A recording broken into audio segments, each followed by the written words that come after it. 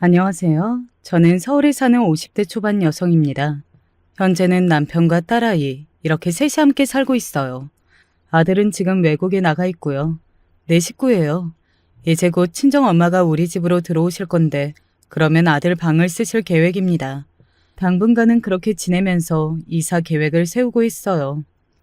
장모님이랑 같이 산다든지 할머니와 같이 산다고 하면 남편이나 자식들은 그다지 좋아하지 않는 경우가 대부분이라고 알고 있는데 저희 가족은 모두 좋아하고 반기는 분위기여서 매일 감사하게 생각하고 있습니다. 그게 쉬운 일이 아니라는 걸 그 누구보다 제가 더 잘 알고 있거든요.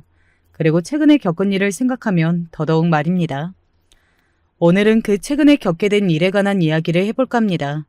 그 일 때문에 저희 친정엄마가 저희 집으로 들어오시게 된 거거든요. 일어나지 않았으면 더 좋았을 일이기는 하지만 그래도 이미 일어나 버린 일이니 가족들끼리 다 같이 잘 극복해 나가야겠죠. 그러기 위해서 여러분에게 털어놓고 싶었는지도 모르겠네요. 저는 어린 시절에 아버지를 잃었습니다. 사고라고 했어요. 너무 하루아침에 세상을 떠나버리셔서 엄마는 늘 작별할 시간도 주지 않는 나쁜 사람이라고 하셨습니다. 그렇게 말을 하는 엄마의 눈을 보면 눈물이 흐르지 않고 있어도 꼭 우는 것 같이 느껴졌던 것 같아요. 아무튼 아버지가 일찍 돌아가셨으니 어머니는 힘들게 저와 남동생을 키울 수밖에 없었습니다. 여자 혼자 제대로 가진 재산과 집 없이 아이 둘을 키우는 게 쉬운 일은 절대 아니잖아요. 제가 나이가 들고 결혼하고 아이를 낳고 나서 보니 더더욱 힘든 일이었다는 걸 새삼스레 많이 깨달았거든요. 온갖 일을 다 하셨어요. 그건 기억이 납니다. 아침에 나가서 잔뜩 지친 얼굴과 발걸음으로 집으로 들어오던 엄마의 모습 말입니다. 참 고맙고 미안하고 그랬던 기억이 아직도 많이 나요. 그리고 나중에 성공하면 엄마를 꼭 호강시켜드려야지 하는 생각도 많이 했던 것 같습니다. 시간이 지나면서 어느 순간 그런 생각을 했다는 것도 잊고 살았지만 말이죠. 지금 와서 돌이켜보면 죄송스러운 마음만 드네요. 이 일이 터지고 나서 생각만 하고 행동하지 않았던 과거에 대해 엄청나게 후회하며 스스로 자책했던 적이 있었거든요. 그때 남편이 해줬던 말이 기억이 나네요. 그래도 당신 정도면 정말 훌륭한 딸이야. 그리고 앞으로 더 잘하고 살면서 갚아도 되니까 너무 자책하지 마. 장모님도 당신이 이러길 바라지 않으셔서 더더욱 말씀 못 하시는 게 아닐까? 지금부터는 저를 울렸고 화나고 슬프고 후회하게 만들었던 그 일에 대해 이야기해 드릴게요. 그러려면 먼저 제 남동생의 이야기를 조금 해야 할 것 같습니다. 그리고 올케에 관한 이야기도 말이죠. 남동생은 공부를 참 잘했어요. 앞서 이야기해 드렸듯 저희 집은 형편이 좋지 않았고 게다가 엄마 혼자 벌어야 했기 때문에 그런 남동생을 뒷바라지하는 게 쉬운 일은 아니었습니다.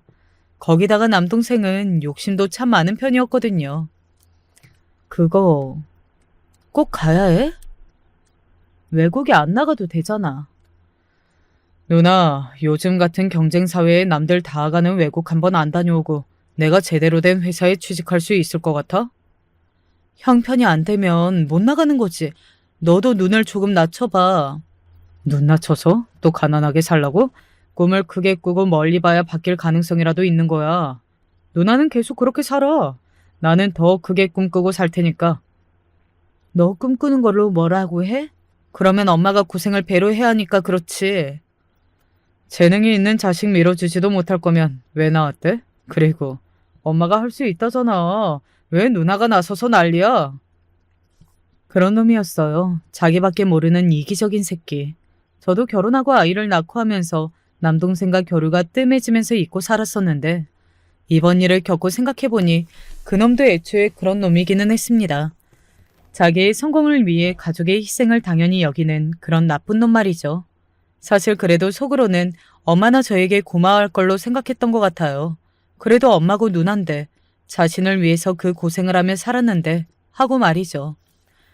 지나고 보니 그것도 아니었지만 말입니다. 저도 공부를 꽤 하기는 했습니다. 사실 더 좋은 대학을 갈 수 있었는데 장학금 때문에 눈을 조금 낮춰서 대학에 갔어요. 하지만 그걸로 단 한 번도 엄마를 원망하거나 제 인생을 누군가가 혹은 돈 때문에 망쳤다고 생각해 본 적은 없습니다. 그저 주어진 것에 안에서 최대한 열심히 사는 게 최고라고 생각했거든요. 그런 제 마음이 하늘에 닿은 건지 어떤 건지 저는 좋은 직장에 취직했고 좋은 남편을 만나 아이들을 낳고 잘 살고 있으니까요. 나름대로 성공한 삶이라고 잘 살았다고 늘 그렇게 생각하며 살았어요. 반면 남동생은 늘 불만이 많기는 했습니다. 내가 집만 조금 더 잘 살았어도 더 잘 됐을 텐데. 다른 사람은 몰라도 네가 그런 말을 하는 건 너무 양심이 없지 않냐? 내가 뭐? 너는 하고 싶은 거 다 했잖아. 학교도 장학금 준다는 학교 말고 네가 가고 싶은 곳 갔고 결국에는 해외 연수도 다녀왔고 고등학교 때도 우리 집 못 사는 거 아무도 몰랐다며. 네가 학원이나 이런 곳 잘만 다녀서. 그건 네가 해준 이야기인 거 알고 있지? 시작점이 달랐을 거라는 이야기잖아. 나는 시작점이 손해를 보고 시작을 한 거니까 악착같이 더 열심히 한 거고. 그렇다고 한들 너는 다른 애들에 비해서 딱히 덜 누리고 산 것 같지는 않으니까 적어도 그 말이 네 입에서 나올 이야기는 아니라는 소리야. 제 그 말에 남동생이 화가 난 듯 저를 노려보더군요. 그래서 지금 누나는 나보다 못 누려서 억울하다는 소리야? 나는 그걸 억울하다고 생각한 적 없어. 억울해하는 너를 보면서 웃기다고 생각하는 거지. 다른 사람도 아니고 네가. 그래, 너 잘났다. 남동생은 이를 갈며 그렇게 말했지만 사실 제 말이 다 맞는 말이었기 때문에 뭐라 반박하지는 못하고 이만 악물었어요. 뭐 아들이라 자신을 더 해주는 게 맞았다고 말했다가도 전에 저에게 그니까 네가 더 받았으니 억울해하지 말라는 말을 들었던 적이 있었거든요. 아무튼 남동생은 좋은 대학을 나와서 좋은 직장에 취직했습니다. 하지만 그런데도 늘 불만이 있기는 했어요. 승진해서 떨어져도 이게 다 자기가 내세울 만한 다른 조건이 없어서 그런 거다. 우리 집도 다른 집처럼 인맥도 좋고 돈도 많고 했으면 안 떨어졌을 거다. 이러면서 언제나 남 탓맛을 했으니까요. 그래서 결혼을 정말 재고 또 재서했습니다. 조건 좋은 여자와 결혼하기 위해서 정말 많이 노력했어요. 결혼을 꼭 그렇게 조건만 보고 해야 하냐? 우리 집이 배경이 이러니 아내라도 배경이 좋아야지. 그래야 나도 무시 안 당하고 태어날 내 이세도 무시 안 당하는 거야. 네가 대체 어디서 그렇게 무시를 당했다고 그러는 거야? 누나랑은 말이 안 통하니까 그냥 말을 말자. 내가 내 아내 고르겠다는데 왜 간섭이야? 누나랑 같이 살 것도 아닌데. 따지고 보면 남동생의 그 말도 맞는 말이기는 했습니다. 저랑 같이 살 것도 아니고 자기 아내 고른다는 건데 제가 나서서 감나라 배나라 하는 것도 웃기잖아요.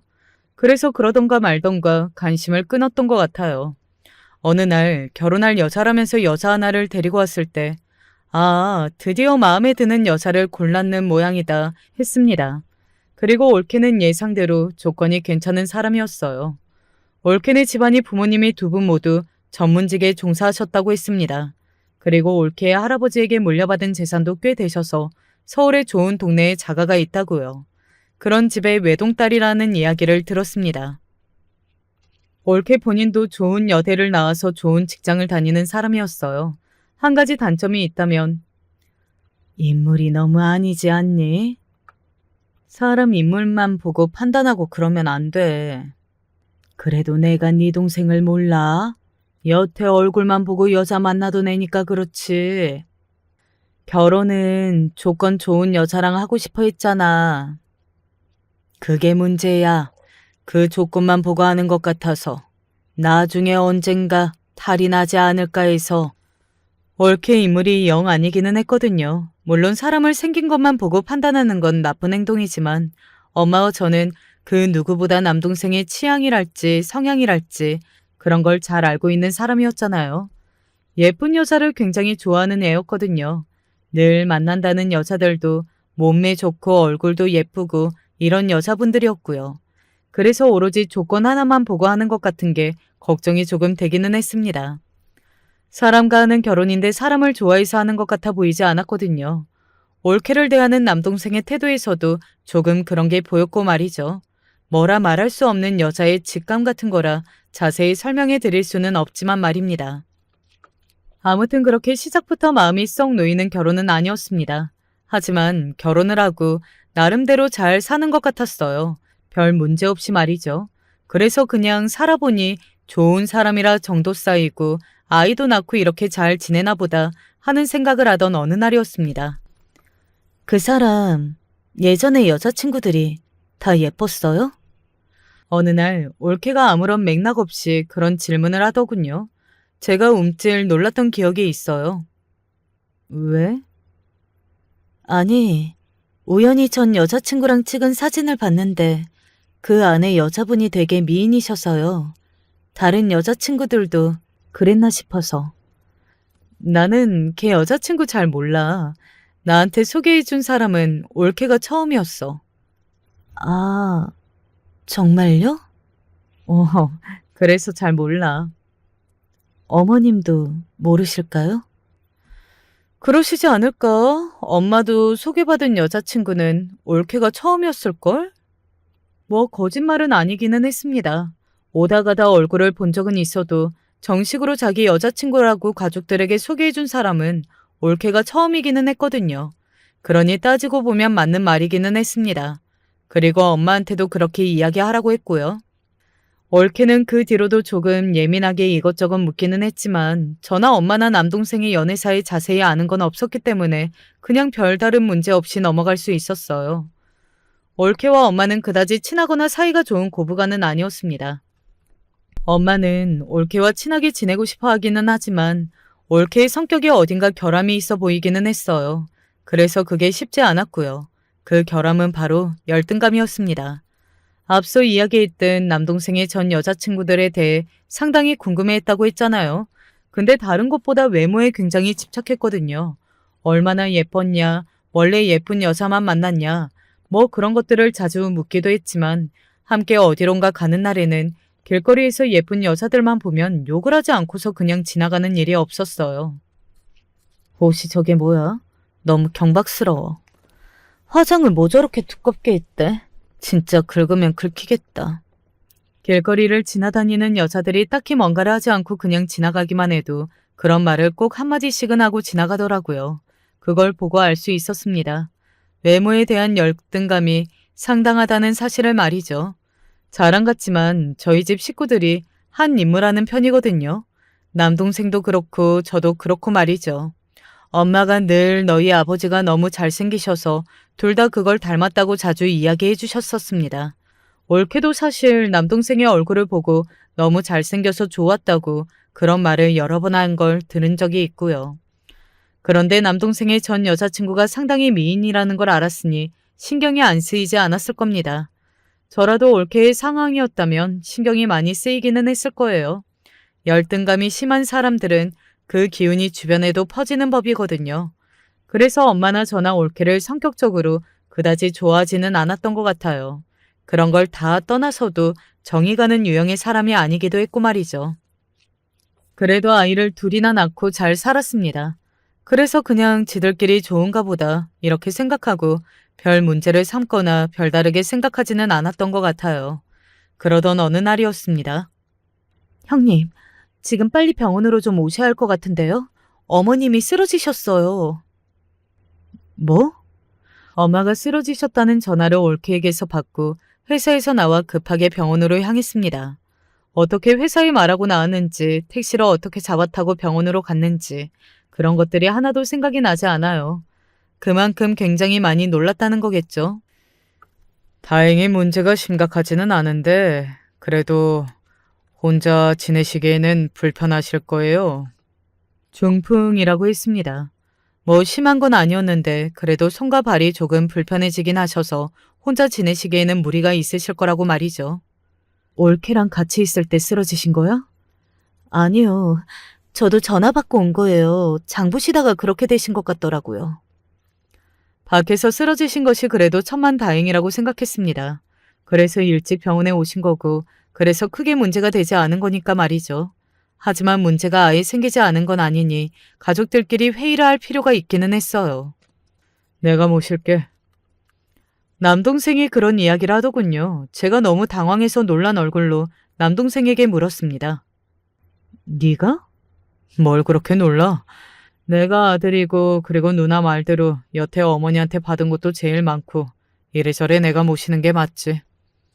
아니, 그건 그런데 저는 요양원에 모시자고 할 줄 알았거든요. 그래서 제가 모시겠다고 말하기 위한 마음의 준비도 어느 정도 하고 대화를 나눴기 때문에 남동생의 그 말이 더더욱 놀라울 수밖에 없었습니다. 그리고 상당히 의외이기도 했고 말이죠. 남동생에 대해서 너무 안 좋게만 생각하고 있었나 하는 생각에 조금 미안해지기도 하더군요. 올케, 괜찮겠어? 보아하니 올케와는 전혀 상의가 안 된 것 같아 보였어요. 올케가 상당히 당황한 얼굴로 남동생을 바라보고 있었거든요. 그래서 제가 걱정스러운 마음에 올케에게 물었던 것 같아요. 어머니 몸이 아주 불편하신 것도 아니고, 그리고 원래 알아서 잘하시는 분이라 신경 쓸 것도 별로 없을 거고, 무엇보다 이전에 이런 문제가 생기면 우리가 모시는 게 맞다고 이미 이야기 다 했었어. 그렇지? 남동생이 올케를 보며 그렇게 말했습니다. 그런 상황에서 어떻게 아니라는 말이나 거절할 수 있었겠어요. 마지못해 올케가 고개를 끄덕이는 게 보였습니다. 저는 그 마지못한 올케의 반응이 영 마음에 걸렸고 말이죠. 그래서 이렇게 말했어요. 힘들면 편하게 이야기해도 돼. 억지로 하는 건 좋은 게 아니니까. 아니에요. 억지로 하는 거 정말이에요. 그렇게 말하는 올케는 어딘가 진심 같아 보이기는 했습니다. 그래서 그냥 믿고 넘어갔던 것 같아요.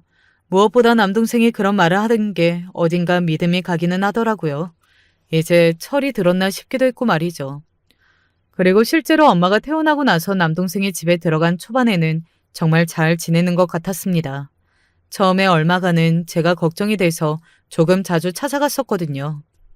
같이 지내보니까 또 얘가 그냥 볼 때랑은 다르더라. 누구? 올케? 애가 생각보다 속정도 많고 생각도 깊어. 그래. 그러면 다행이네. 그리고 무엇보다 올케는 남동생을 무척 좋아했거든요. 결혼하고 수년이 지나서도 그게 눈으로 보일 정도로 말입니다.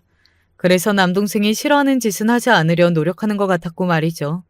여자 문제라면 눈이 조금 뒤집히는 것 같기는 했지만요. 아무튼 엄마에게 찾아갈 때마다 올케에 대한 좋은 이야기만 들었습니다. 그래서 어느 순간부터는 저도 완전히 마음을 놓았던 것 같아요. 그리고 올케나 남동생도 다르게 보게 되었고 말이죠. 나이가 들어서 철이 든 것도 원래는 좋은 사람이었는데 내가 잘 몰랐든 뭐든 상관없었습니다. 지금 엄마한테 잘하는 게 제일 중요한 거였으니까 말이죠. 그렇게 저는 또 제 삶을 바쁘게 살았던 것 같아요. 그 뒤로도 계속 들여다보고 관심을 가졌어야 했는데 내가 그간 너무 무심했구나 하는 후회를 아직도 하고 있습니다. 처음 이상함을 느낀 건 엄마와 통화가 잘 되지 않은 부분이었던 것 같아요. 얼른 끊자. 엄마 요즘 무슨 일해? 왜 이렇게 늘 바빠? 아니, 할 말도 없는데 전화 오래 붙잡고 있으면 뭐해.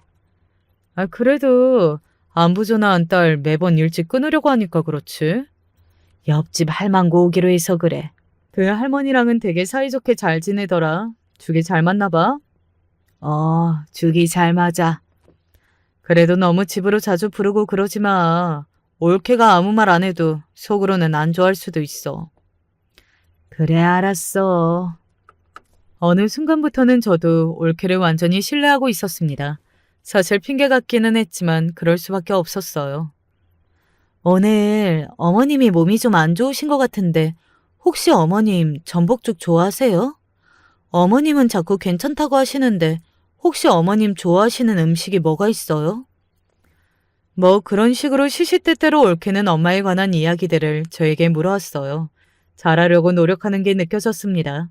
그래서 정말 한치의 의심도 하지 않았어요. 오히려 그동안 올케를 조금 오해하고 있었던 것 같아서 미안하기까지 했으니까요.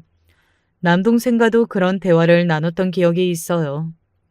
올케가 생각보다 사람이 괜찮은 것 같더라. 그걸 이제 알았어? 아니, 엄마한테 잘하려고 노력하는 게 보여서. 말을 좀 틱틱거리면서 해서 그렇지 착해. 그거 아니었으면 나도 결혼 안 했어. 조건 보고 한 건 아니고. 물론 그것도 있지만. 뭐 아무튼 결혼을 잘한 것 같다는 생각까지 할 정도였으니까요. 그래서 저는 마음을 완전히 놓았던 것 같아요. 올케가 엄마한테 잘한다는 확신을 했었으니까요. 지금에 와서 생각해보면 참 저도 바보 같았다는 생각이 드네요. 그러던 어느 날이었습니다. 형님, 저 진짜 못 살겠어요. 무슨 일인데 그래? 엄마의 이야기를 종종 나누면서 올케와 저는 그 전보다 편하게 대화를 나누는 사이가 됐었거든요. 그런데 어느 날 그렇게 전화가 와서는 울더라고요. 너무 놀라서 무슨 일이냐 물었었습니다. 이 사람 바람난 것 같아요. 뭐, 바람? 남동생이 바람을 피우는 것 같다고 울더군요. 제가 남동생에게 확인을 해보겠다고 하니 그런 저를 극구 만류했습니다. 형님한테 순순히 다 말할 것 같지도 않고 또 그러다가 저한테 이혼이라도 하자고 하면 어떡해요? 저는 그 이랑 못 헤어지는데. 그런 게 어딨어. 그렇다고 이렇게 묻고 지나갈 거야? 이런 건 용서를 해주더라도 다 밝혀서 다시는 그런 짓을 못하게 해야지. 안 돼요. 그러다 이혼이라도 하자고 하면 저는 못 살아요. 어디 털어놓을 곳이 없어서 저한테 전화해서 이렇게 이야기한다는 올케가 안타깝고 불쌍했습니다. 그리고 미안하기도 했던 것 같아요. 지금 와서 생각해보면 남동생이 바람을 피운 걸 확실하게 확인한 것도 아닌데 제가 올케에게 미안한 감정을 느낀 것도 웃기고 그리고 그런 올케의 말을 은연중에 믿었다는 것도 웃기지만 당시에는 그랬습니다. 그렇게 미안한 감정을 느끼고 나니 올케에게는 더더욱 뭔가 서운한 말이라던가 행동들을 할 수가 없겠더라고요.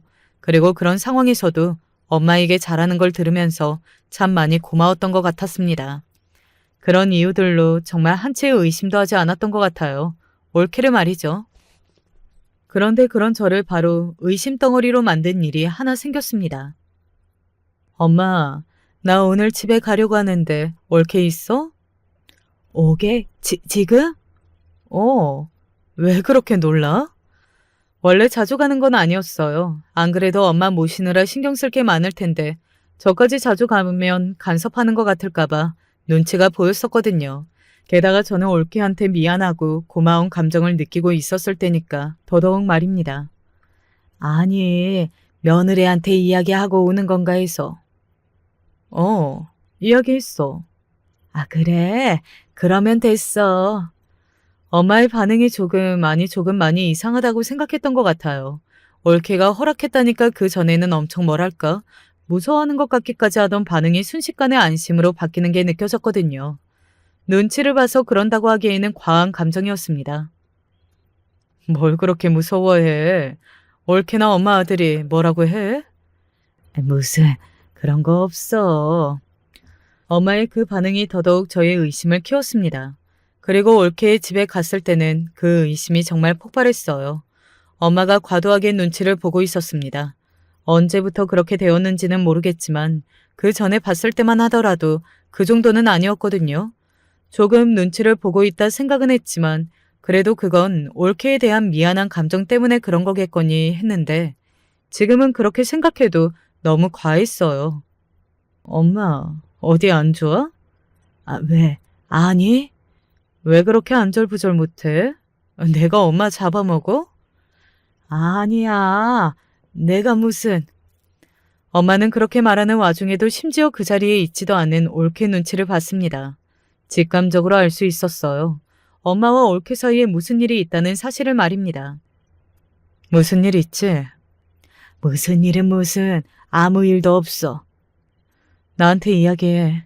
무슨 일 있는 것 같으니까. 아, 얘가 참 없다니까 그러네. 저는 한참을 캐물었고 엄마는 대답해주지 않았어요. 하지만 포기할 생각은 없었습니다. 그래서 한 번 더 물어보려고 하던 찰나에 올케가 집으로 왔습니다. 그리고 저는 확신을 했어요. 엄마와 올케 사이에 무슨 일이 있다는 사실을 말입니다. 그것도 엄마에게 매우 좋지 않은 쪽으로 말이죠. 형님 오셨어요? 올케가 그렇게 웃으며 들어오는데 엄마가 올케의 눈치를 한번 보더군요. 그리고는 조용히 부엌으로 들어가셨습니다. 나 물 좀. 제가 가져다 드릴게요. 어머니는 앉아 계세요. 올케가 그렇게 말하며 엄마의 어깨를 가만히 잡았습니다. 사실 여기 대화만 보면 아무 문제가 없어요. 심지어 엄마를 챙겨주기까지 하는 모습이니까 말이죠. 하지만 엄마의 태도는 아주 큰 문제가 있었습니다. 올케가 엄마의 어깨를 잡을 때 저는 봤어요. 엄마의 흔들리는 동공과 움찔하는 어깨를 말입니다. 그리고 올케가 부엌으로 들어가고 나서는 그게 더더욱 심해져서 몸을 잠시 사시나무 떨듯 떨었어요. 그리고는 저와 눈을 마주치고는 다급히 화장실을 가고 싶다고 자리를 피하셨습니다. 저는 그 자리에서 굳었습니다. 순간 제가 뭘 본 건가 싶은 생각에 멍해지는 기분마저 들었던 것 같아요. 이게 뭐지? 하는 생각에 사고를 정상적으로 할 수 없었습니다. 형님, 식사하시고 가실 거죠? 아니, 나 오늘 식구들이랑 밖에서 먹기로 했어. 아, 아쉽다. 그러면 다음에 꼭 같이 먹어요. 또 오세요. 아시겠죠? 그래. 하지만 그날은 거기서 뭘 더 할 수는 없었습니다. 엄마에게 캐물을 수도 없었고 그렇다고 올케한테 물어볼 일은 더더욱 아니잖아요. 저는 그날 집으로 돌아와서 정말 잠 한숨 못 잤던 것 같아요. 엄마의 그 사색이 된 얼굴로 흔들리는 동공 그리고 사시나무 떨듯이 떨던 모습이 잊혀지지 않았습니다. 그래서 바로 다음 날 남동생에게 전화를 걸었어요. 너 요즘 집에 무슨 일 있냐? 왜? 무슨 일? 아무 일도 없는데? 아니, 어제 엄마 보러 갔는데 엄마가 어딘가 컨디션이 정 같지 않아 보이셔서. 그런가? 나는 모르겠는데 아무 일 없어. 그날 몸이 조금 안 좋으셨던 거 아니야? 그런가? 그런가는 무슨 아니었습니다. 저는 눈치가 상당히 빠른 편이었어요. 알 수 있었습니다. 남동생이 거짓말을 하고 있다는 그 사실을 말이죠. 그래서 그냥 먼저 선수쳐서 그런가라고 한 거였어요. 제가 의심하고 있다는 것을 알지 못했으면 해서 말이죠. 남동생과 통화를 한 뒤 저는 몰래카메라를 하나 샀습니다. 물론 그게 옳지 못한 행동이라는 건 너무 잘 알고 있었어요. 그래서도 안 되었고 말이죠. 하지만 그 당시에 저는 다른 생각을 할 수 없었어요. 그 집에서 엄마에게 무슨 일이 일어나고 있는 건지 알아야 했습니다. 어떻게 보면 저도 이성을 잃은 상태였다고 볼 수 있겠네요. 오늘 집에 가도 돼? 오늘요? 집에 과일이 선물로 좀 들어왔는데 이거 엄마도 드시고 올케도 먹으면 좋을 것 같아서 이것만 주고 갈게. 네, 그러세요. 이것만 주고 금방 올 거야. 나도 오늘 오래 못 있어서. 그렇게 안심시키고는 다시 올케 집으로 향했습니다. 엄마는 왜 이렇게 금방 또 왔냐고 했어요. 그런 엄마의 말에서 여기에 지금 있지도 않은 올케의 눈치를 보고 있다는 생각이 들어서 마음이 한편이 너무 찝찝해졌습니다. 엄마가 화장실에 간 사이에 거실 한편에 들고 온 몰래카메라를 설치했어요. 그리고 볼 일이 있다고 오늘은 정말 과일만 주러 온 거라고 금방 나왔습니다. 엄마는 왜 하냐고 했으면서도 제가 금방 간다고 하니 아쉬워하더라고요. 단순히 아쉬워하는 걸 넘어서는 그 느낌에 제가 다시 한번 물었어요. 엄마, 요즘 정말 무슨 일 없지? 얘가 지난번부터 왜 그래? 정말 아무 일 없어. 잘 지낸다. 알았어. 그러면 됐어. 그러고는 집을 나왔습니다. 마음이 정말 복잡했어요. 같은 가족을 의심하고 이런 행동까지 한다는 것도 그랬고 엄마도 걱정되었습니다. 그냥 저 하나 미친년 되고 끝나는 거였으면 좋겠다는 생각을 가장 간절하게 했던 것 같아요. 사실은 아무 문제가 없고 저 혼자 이런 말도 안 되는 짓을 하는 거였으면 하고 말이죠. 그리고 집으로 돌아와 휴대폰으로 몰래카메라에 찍히고 있는 남동생의 집 거실을 봤습니다. 언제 들어왔는지 올키가 집에 들어왔더라고요. 오늘 형님 왔다 갔다면서요? 과일만 놓고 갔어. 부엌에뒀다.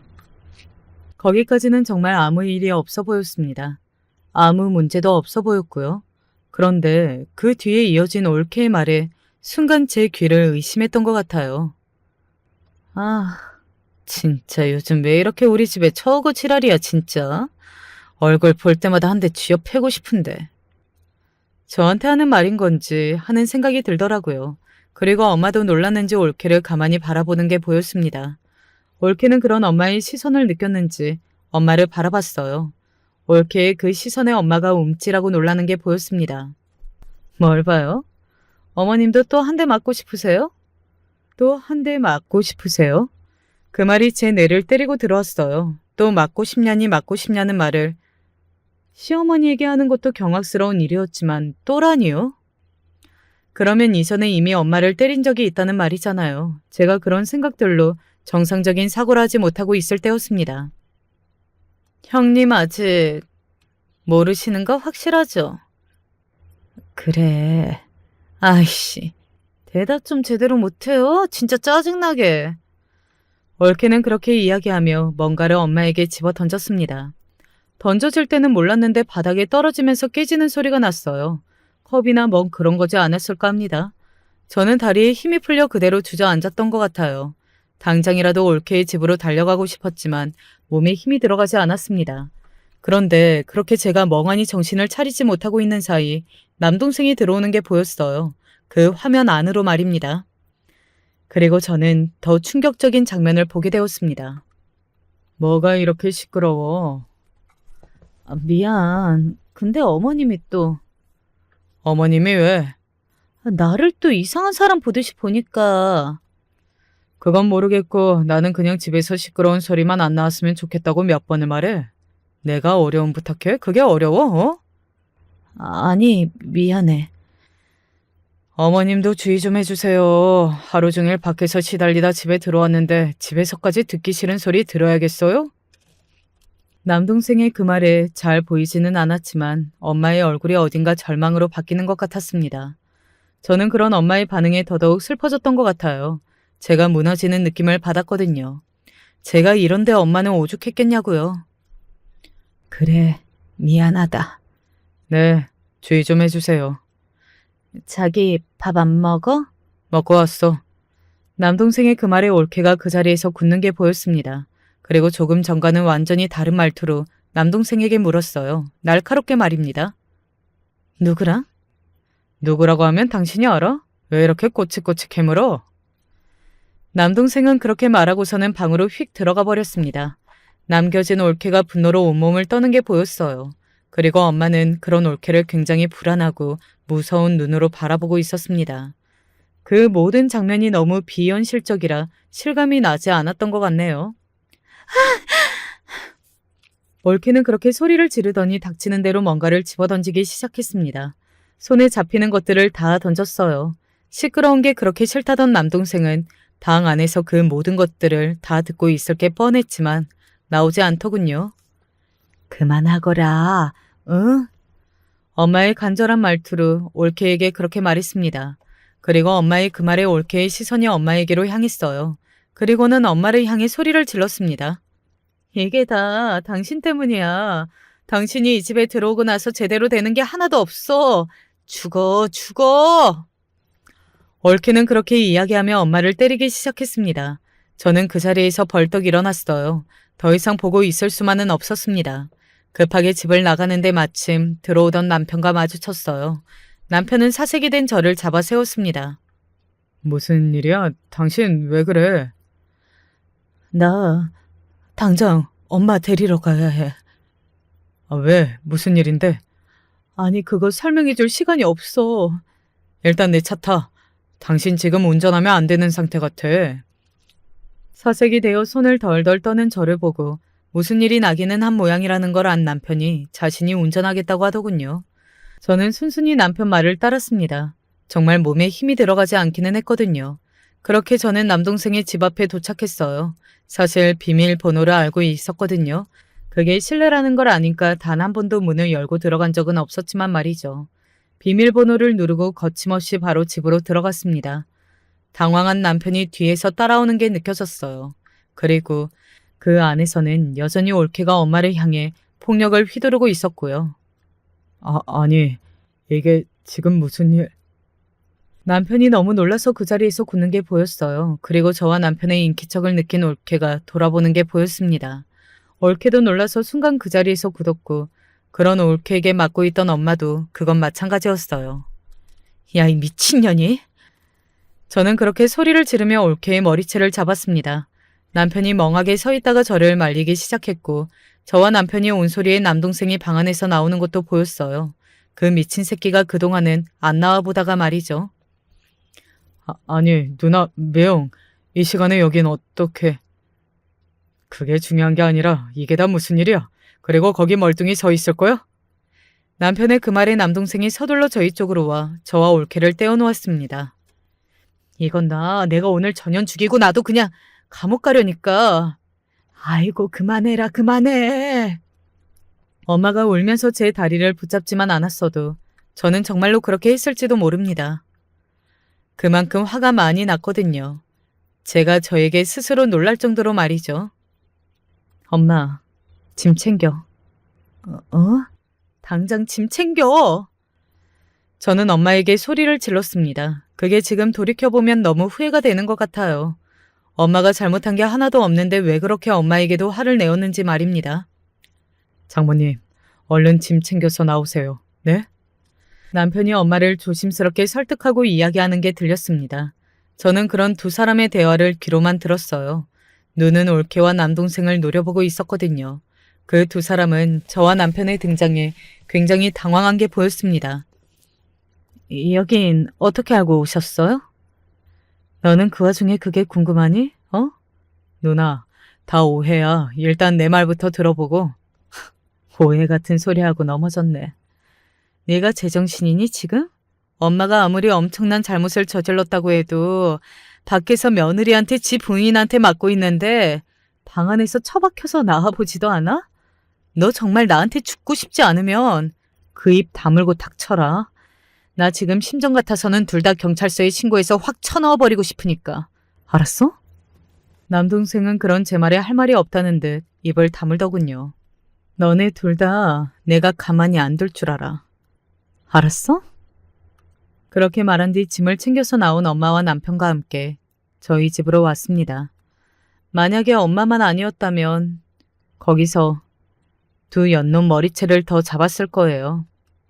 하지만 지쳐 보이는 엄마를 일단 집으로 모시고 가고 싶었습니다. 그날 바로 여태 무슨 일이 있었던 거냐고 언제부터 이랬던 거냐고 정말 하나부터 열까지 다 캐묻고 싶었지만 그러지 않았어요. 사실 그러려고 했는데 남편이 말렸습니다. 일단 오늘은 어머님 쉬시게 하고 내일 다시 이야기하자고 말이죠. 남편의 그 이야기를 듣고 보니 엄마가 상당히 지쳐 보이기는 하더군요. 그래서 저도 어쩔 수 없이 그렇게 하겠다 했어요. 그리고 다음 날 저는 엄마에게 모든 이야기를 다 들을 수 있었습니다. 처음부터 그랬던 건 아니었다. 처음에는 지도 잘하려고 노력했어. 지금 그게 중요한 게 아니잖아. 그런데 어디서 네 동생이 바람을 피운다는 말을 듣고 와서는 난리를 친 게 처음이었어. 집에 물건을 다 집어 던졌는데 그거 하나를 내가 맞았거든.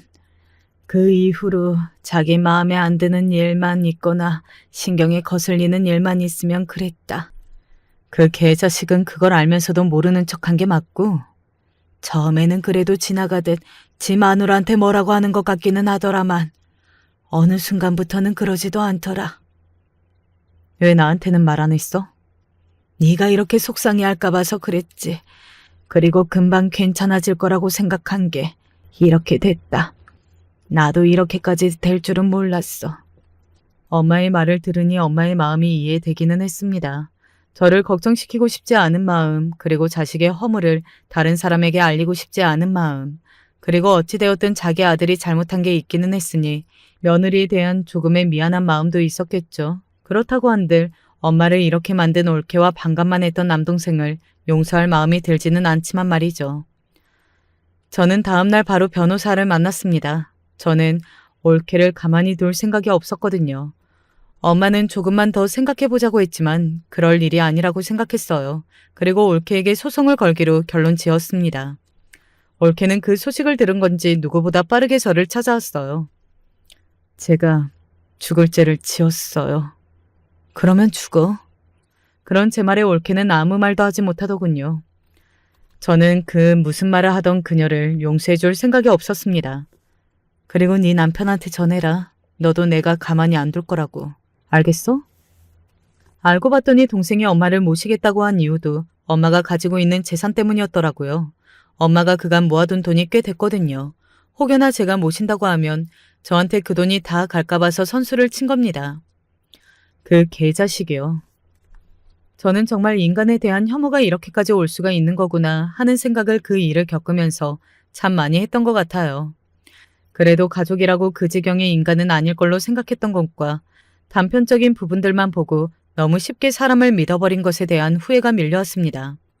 그리고 그만큼 그들을 용서할 수 없었고요. 소송을 하니 소문이 났어요. 며느리가 시어머니를 때렸다. 이런 소문은 그 동네에 파다하게 퍼졌습니다. 그리고 남동생과 올케가 지나갈 때마다 사람들이 수근거리고 손가락질을 했다고 하더군요. 그래서 쫓기듯 그 동네를 벗어날 수밖에 없었다고 말이죠. 그리고 남동생의 회사에도 그 소문이 다 났다고 했습니다. 그 동네에 남동생의 회사 사람들이 살고 있었던 모양이더라고요. 참 세상 좁다는 생각이 많이 들었던 것 같아요. 아무튼 그래서 남동생은 이혼을 할 수밖에 없는 상황이 되었습니다. 다 버티고 있다가는 본인도 본인 어머니의 폭행에 가담했다더라. 이렇게 소문이 퍼져나갈 지경이었으니 말이죠. 본인이 그렇게 원하던 처가의 재력과 엄마의 재산을 둘 다 하루아침에 잃어버린 겁니다. 뒤늦게 잘못했다고 무릎 꿇고 사과를 하고 우는 소리를 했지만 엄마도 저도 남동생을 더 이상 보고 싶지 않다고 다시는 보지 말자는 쪽으로 이미 결론을 내린 다음이었어요. 엄마의 마음이 언제 어느 때 어떤 식으로 약해질지는 아직은 모르지만 지금까지는 남동생의 얼굴을 보고 싶어 하지는 않으십니다. 남동생의 얼굴을 보면 며느리가 자기를 때린 걸 알면서도 모른 척했던 얼굴이 생각이 나서 괴로우시다고 말이죠. 그리고 올케는 정말 가장 큰 벌을 받은 셈이 되기는 했습니다. 사실 올케가 그렇게까지 돌아버렸던 이유도 다 본인의 남편인 동생에 대한 불안감 때문이었잖아요. 남동생이 자신의 곁을 떠날까 봐서 말이죠. 그런데 정말 이혼을 한 거니 얼마나 미쳐버리겠어요. 하루는 저를 찾아와서 울면서 빌더군요. 얼마나 큰 소리로 정신이 나간 사람처럼 길바닥에 주저앉아 우는지 지나가는 사람들이 다 쳐다봐서 여간 난감한 게 아니었습니다. 정말 죽을 죄를 지었어요. 다시는 안 그럴 테니까 한 번만 용서해 주세요. 형님, 저는 그 사람 없이는 못 살아요. 그 이야기를 왜 나한테 해? 엄마랑 나는 그 새끼랑도 인연 끊기로 했으니까 거기 가서 죽이 되든 밥이 되든 알아서 해. 니들이 어떻게 살든 나는 이제 그거 신경 안 써. 용서를 해주시면 남편이 그래도 저를 받아줄지도 모르잖아요. 싫다니까? 그런 제 말에 또 다른 사람이 된 것처럼 저를 노려보기도 했고 말이죠. 진짜 어디 아픈 사람 같았습니다. 실제로도 그래서 그쪽 집안에서 올케를 병원에 입원시키느니 마느니 이런 이야기를 한다고 듣기는 했어요. 그러든가 말든가이지만 말이죠. 조카는 그 댁에서 키운다고 했습니다. 남동생이 양육권을 포기하고 줬다고 하더군요. 그래서 조카는 외갓집에서 자라게 되었다고 말이죠. 불행 중 다행인 점은 그분들이 조카를 무척 예뻐하신다고 들었어요. 그건 정말 다행한 일이라고 생각합니다. 그 어린 게 대체 무슨 잘못이 있겠어요. 엄마는 여전히 힘들어 하십니다. 너무 충격적인 일을 많이 듣고 보고 겪다 보니 정신적인 트라우마가 상당하신 듯 했어요. 때때로 악몽을 꾸시는 듯 온몸이 다 땀에 젖어서 놀라서 잠에서 깨시기도 했고 길거리에서 올케와 닮은 여자만 봐도 그대로 주저앉기도 하셨어요. 저는 그런 엄마를 볼 때마다 새롭게 올케에 대한 분노가 다시 차오르곤 합니다. 그러고는 다짐하죠. 절대로 용서하는 일이 없을 거라고 말입니다. 남동생은 작은 집으로 이사를 했다고 했습니다. 회사는 소문이 다 퍼지기는 했지만 그만두지 않고 계속 다닌다고 했어요. 뭐 본인도 아는 거죠. 여기를 나가봐야 다른 곳으로 갈 수도 없고 뾰족한 수가 나오는 게 아니라는 걸 말입니다. 시간이 약이라는 말이 있으니 조용히 다니면서 언젠가 조용해지기만을 바라고 있을 거라고 생각합니다. 그리고 한 가지 알게 된 반전 아닌 반전은 남동생은 바람을 피운 적이 없다는 사실이었습니다. 회사 프로젝트 때문에 친하게 지내는 동료가 있었는데 그 동료가 남자인데 여자 같은 이름이라고 하더군요. 그리고 올케가 그 이름만 보고 여자인 줄 알고 오해를 한 거라고 말이죠. 저는 그 모든 상황이 무슨 드라마 같아서 그냥 웃음만 나왔던 것 같아요. 올케는 나중에 그 사실까지 알고 나서는 정말 오열하며 남동생을 찾아가 빌고 또 빌었다고 했습니다. 하지만 주위의 시선을 신경 쓴 건지 그래도 도저히 다시 함께 살 용기가 없었던 건지 남동생은 올케를 받아주지 않았고요. 제 이야기는 여기까지입니다. 요즘 엄마의 근황을 짧게나마 알려드리자면 병원도 다니시고 운동도 다니시고 새롭게 취미생활도 다니시면서 나름 즐겁게 지내려고 노력 중이세요. 아직 완전히 괜찮아진 건 아니지만 이 부분 또한 시간이 약이라고 생각합니다. 그리고 저와 남편 그리고 딸아이가 옆에서 세심하게 돌봐드리고 있으니 더더욱 빨리 괜찮아질 거라고 말이죠. 엄마는 저희에게 부담이 되고 싶지 않으시다며 요양원에 간다고 하셨지만 남편이 극구 반대했어요. 그래서 지금은 더 큰 집으로 이사를 가기 위해 집을 알아보고 있습니다. 새삼 제가 결혼을 참 잘했구나 하는 것도 느끼고 있는 요즘이네요. 제 이야기는 여기까지입니다. 어떻게 들으셨는지 모르겠네요. 많은 분이 화도 내고 또 슬프기도 하고 여러 감정을 느끼셨을 걸로 생각합니다. 이 일을 겪는 내내 제가 그랬던 것처럼 말이죠. 정말 이번 일로 많은 생각을 했거든요. 그리고 가족이 얼마나 가족에게 상처를 줄 수 있는지, 또 그 가족이 얼마나 힘이 되는지도 한꺼번에 말이죠.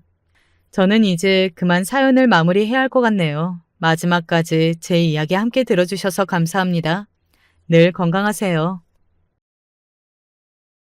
저희 어머니는 누구보다도 밝은 분이셨습니다. 자식들에게도 좋은 어머니였고 아버지에게도 좋은 아내였으며 주변 사람들에게도 언제나 칭찬과 선망이 대상이 될 만큼 자애로운 분이었죠. 살면서 저희 어머니를 본 모든 분들은 어머니에게는 국이 먹고 맑다는 칭찬을 자주 해주셨습니다. 다른 형제들 때문에 어머니는 저희 외할머니와 외할아버지에게 그다지 사랑받는 자식이 아니었습니다. 저희 외할머니와 외할아버지는 자식 차별이 심하신 분이었거든요. 그럼에도 불구하고 저희 어머니는 다른 사람들에겐 늘 웃음과 사랑을 나눠주실 수 있는 좋은 분이었어요. 저에게는 형제가 5명이 있습니다. 저는 셋째이고 위에 오빠 2명과 아래로는 여동생 2명이 있어요.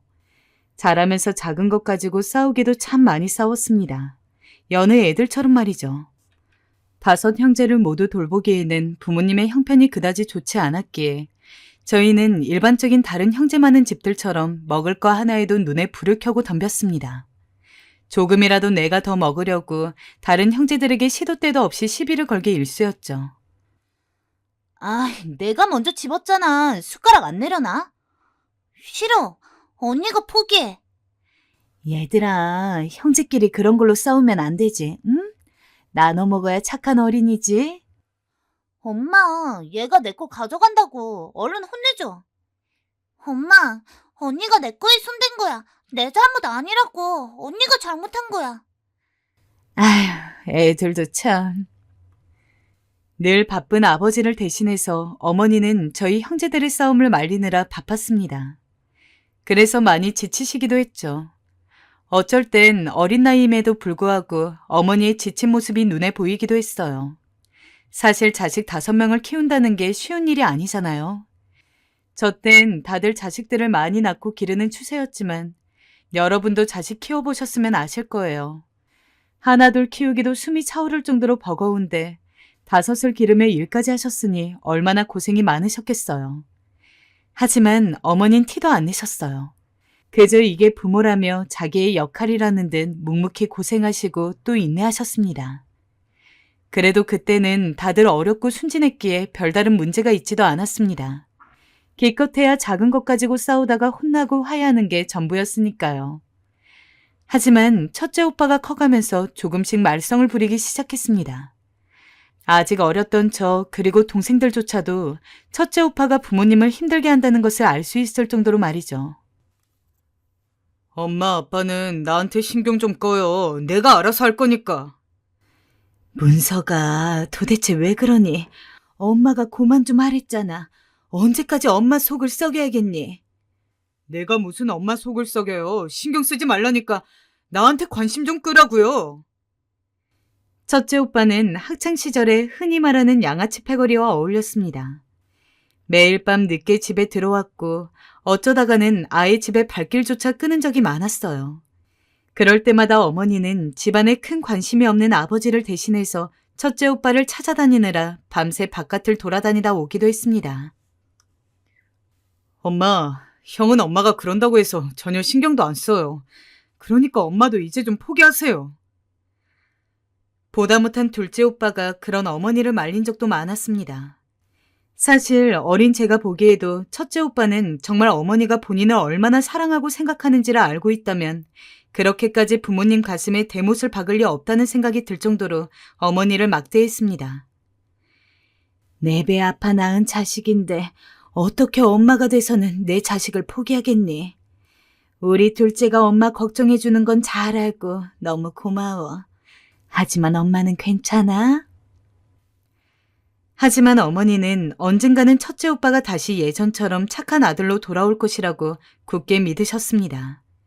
그래서 첫째 오빠가 몇 번이고 경찰서에 잡혀 있어도 언제나 말로쏘마 타이르며 다시 집으로 데려왔고 방관을 하다가도 첫째 오빠의 버릇없는 행동에 머리 끝까지 화가 난 아버지가 첫째 오빠를 때리려고 몽둥이를 찾아다닐 때도 온몸을 던져 아버지를 막았고 언제부턴가 저희는 뒷전이고 첫째 오빠만을 챙기기 시작했습니다. 어린 마음에 어머니가 저희 신경을 안 쓰고 매일 첫째 오빠만을 부르는 게 짜증났어요. 나도 엄마 좋아하는데 둘째 오빠랑 동생들도 엄마 좋아하고 엄마랑 시간 보내고 싶은데 왜 맨날 엄마는 집에 들어오지도 않고 사고만 치는 첫째 오빠 때문에 우리랑은 놀아주지도 않지? 다른 형제들 중에서도 저는 유독 그런 생각이 심했습니다. 자꾸 어머니를 힘들게 하는 첫째 오빠도 싫었고 그런 첫째 오빠를 졸졸 따라다니느라 저는 안중에도 없는 어머니도 싫었습니다. 그래서 어느 날은 어머니한테 심한 말도 했어요. 자꾸 그럴 거면 나가서 첫째 오빠 엄마만 하면서 살라고요. 그 말이 얼마나 어머니 가슴에 비수를 꽂을 정도로 아팠는지 그때 저는 몰랐습니다. 허망해 보이는 어머니 표정을 보고도 그저 제가 마음 상한 게 더 중요했기 때문에 제가 잘못했다고 생각 안 했어요. 하지만 딱 그로부터 하루 뒤 저는 어머니에게 그런 모질고 나쁜 말을 했던 제 자신을 평생 동안 후회할 일이 생기게 되었습니다. 혹시 김선자 씨네 댁 맞으십니까? 지금 김선자 씨가 교통사고를 당하셔서 현재 무진병원 응급실에 있습니다. 바로 와주셔야 할 것 같습니다. 저의 이야기를 들은 어머니는 한동안 말이 없으셨습니다. 그리고 다음 날 아침에 너무 미안하다고 내가 첫째에게만 신경 쓰느라 소홀하게 했다면서 저 좋아하는 돼지고기를 구워주겠다고 일찍 장을 보러 나갔습니다. 저는 드디어 어머니가 제 투정을 들어주었다는 생각에 너무 기뻐서 어서 빨리 어머니가 구워줄 돼지고기를 먹을 시간만을 기다리고 있었어요. 그러다가 전화가 와서 집에 있던 둘째 오빠가 받았는데 그 내용이 바로 어머니가 사고를 당했다는 이야기였죠. 우왕좌왕하면서도 둘째 오빠는 아버지에게 전화를 걸었습니다. 아빠, 엄마가 교통사고를 당했대. 지금 응급실이라는데 얼른 가야 할 것 같아. 대체 이게 무슨 일인지 영문도 모른 채 동생들과 함께 어리벙벙하게 있던 저는 둘째 오빠 손에 이끌려서 대충 외투만을 걸치고 슬리퍼 차림으로 밖에 나가야 했습니다. 둘째 오빠는 저와 동생들에게 엄마가 차 사고가 났대. 지금 병원에 쓰러져 계셔서 우리가 얼른 가야 돼. 라고 설명을 했지만 당시 저는 그 말을 고지고대로 받아들일 수가 없었어요. 아닌데, 우리 엄마 나 고기 구워주려고 돼지고기 사러 간 건데 지금 시장에 있을 텐데. 동생들은 울고불고 난리가 났고 둘째 오빠도 애써 울음을 꾹 참는 얼굴로 앞만 보고 있고 아버지도 영 심란하고 힘든 표정이었지만 저만이 이 상황이 너무 거짓말 같았습니다. 그래서 병원에 도달했을 때도 어머니 걱정에 발을 동동 구르는 다른 가족들과는 달리 아무 생각도 들지 않았어요. 하지만 처참한 몰골로 누워있는 어머니를 보자마자 눈물이 왈칵 쏟아졌습니다. 내가 그렇게 투정만 부리지 않았다면 엄마가 내 기분 풀어주려고 돼지고기를 사러 시장에 가지 않았을 테고 시장에 안 갔다면 이런 사고도 당하지 않았을 텐데. 모든 것이 내 탓 같아서 저는 눈물을 흘릴 수밖에 없었습니다. 당시 어머니는 생명이 위독할 정도였어요. 특히나 오른쪽 무릎 상태가 너무 심각해서 나중에 의식을 되찾고 회복을 한다고 해도 정상인처럼 걸을 수가 없을 수도 있다고 의사 선생님이 이야기했습니다. 혹시 모르니 마음의 준비도 하셔야 할 것 같습니다. 절망스러운 상황에 온 가족이 그저 어머니의 쾌유를 바라며 기도하는 것밖에는 할 일이 없었습니다. 아무리 깨어나라고 빌어도 어머니는 눈을 뜨지 않았고 그러면 그럴수록 저는 점점 더 어머니가 돌아가시면 어떡하냐는 것에 대한 공포에 휩싸였습니다. 꿈에서 어머니가 저를 원망하고 탓하는 악몽도 꾸었고 그럴 때면 새벽에 땀을 뻘뻘 흘리며 일어나서 해가 뜰 때까지 다시 잠에 들 수가 없었습니다. 엄마 사고 난 거 네 탓 아니야. 그러니까 괜한 죄책감 가지고 그러지 마. 그런 생각이 들 때마다 그냥 엄마가 빨리 깨어났으면 좋겠다는 생각만 해. 제가 힘들어할 때마다 둘째 오빠는 그런 저를 달래주었습니다. 둘째 오빠도 당시 어렸기 때문에 본인도 엄마가 사고를 당한 것에 대해서 슬프고 견디기 힘들었을 텐데 그래도 오빠는 언제나 자기보다 더 어린 저를 보듬고는 했습니다. 그래도 둘째 오빠가 그만큼 저에게 신경을 써주었기에 저도 나중 가서는 그저 엄마가 빨리 깨어나기만을 바라면서 병원에 가고 또 갔어요. 그러기를 2주일째 드디어 어머니가 눈을 떴습니다. 엄마, 우리 알아보겠어? 이대로 어머니가 돌아가실까 불안해했던 저희 가족은 어머니가 저희를 제대로 기억하고 있으며 완벽히 정신이 돌아왔다는 것을 확인하고 나서야 안도의 한숨을 내쉴 수 있었어요. 어머니가 깨어나면 절대로 그 앞에서 울지 않으리라 다짐했는데 막상 계속해서 감겨있던 어머니의 눈꺼풀이 밝게 뜨이고 그 눈길이 저희 쪽을 향하자마자 저는 신발이 벗겨질 기세로 달려가서는 어머니의 침대 근처에서 그 마른 손을 꼭 붙잡고 너무 죄송하다고 잘못했다고 사죄할 수밖에 없었습니다. 엄마, 미안해. 나 때문에 엄마가 나 돼지갈비 구워준다고 시장만 안 갔어도 나 때문이야. 엄마가 다친 거 다 나 때문이야. 미안해, 엄마. 다시는 안 그럴게. 나 용서해줘. 괜찮아, 문희야. 엄마 괜찮아. 너 때문에 다친 거 아니야. 그러니까 그만 울자. 우리 착한 딸, 응? 저는 저를 달래려는 엄마의 손길에 또다시 울음을 터뜨렸어요. 그리고 그 후 어머니는 다행히 돌아가시지 않고 깨어나기는 했지만 사고의 충격으로 오른쪽 무릎뼈를 쓰기가 힘들어졌습니다. 그랬기에 걸음을 옮길 때마다 어쩔 수 없이 다리를 절뚝거렸습니다. 조금이라도 높은 곳으로 올라가면 무릎이 쓰리도록 아파서 제대로 어디를 가기 위해서는 최소한 목발을 짚거나 휠체어를 타야 했어요. 아픈 어머니의 모습에 저희는 견딜 수가 없었지만 그럼에도 어머니는 언제나 괜찮다는 말만 했습니다. 하지만 이런 어머니 모습을 보고 놀리는 아이들이 있었어요. 지금 생각하면 너무 괴로운 기억인데요. 철없는 꼬마들이 어머니가 다리를 절뚝거리며 걷는 걸 보고 절름발이라고 놀려댄 거예요. 아무리 철이 없어 그런다지만 엄마라 해도 어떻게 상처받지 않을 수 있겠어요. 그럴 때마다 저는 돌멩이를 들고 쫓아가서 고래고래 소리를 지르곤 했습니다. 그러면 아이들은 어머니를 놀리고 왔다가 우르르 도망가곤 했습니다. 그 뒤로 어머니가 외출이라도 해야 한 날이 있다면 저는 그 누구보다 먼저 나서서는 엄마, 나랑 같이 가. 라고 하며 불편한 어머니의 수발을 들 것을 자처했습니다. 그러던 어느 날 제가 하루 어머니를 모시지 못한 날이 있었어요. 당시 대학 진학을 위해 꽤 열심히 공부를 하고 있었는데요. 좋은 대학을 목표로 해서 그런지 하루 종일 공부를 해도 모자라더군요. 그래도 내가 성공해서 우리 엄마를 조금이라도 더 편하게 해드리자는 목표가 있었기 때문에 질리도록 의자에 엉덩이를 붙이고 공부해 나갔습니다. 엄마, 시장에 좀 다녀올 테니 공부하고 있어라. 시장? 엄마, 같이 가. 아니야, 엄마 혼자 다녀올 수 있어. 평소 같았으면 어떻게든 하던 공부를 내팽개치고 어머니를 도우려 나섰을 겁니다. 하지만 잠도 쪼개고 줄여가며 공부하던 때라 이미 여기에 온 신경을 집중하고 있었기에 어머니가 집 밖으로 힘겹게 나가는 소리를 모르는 척하고 말았죠. 그리고 몇 시간 후 제 행동을 다시금 너무나도 후회하게 되었어요. 어머니가 얼굴과 다리에 상처를 입은 채로 돌아오셨더라고요. 엄마, 무슨 일이야? 넘어진 거야? 그게...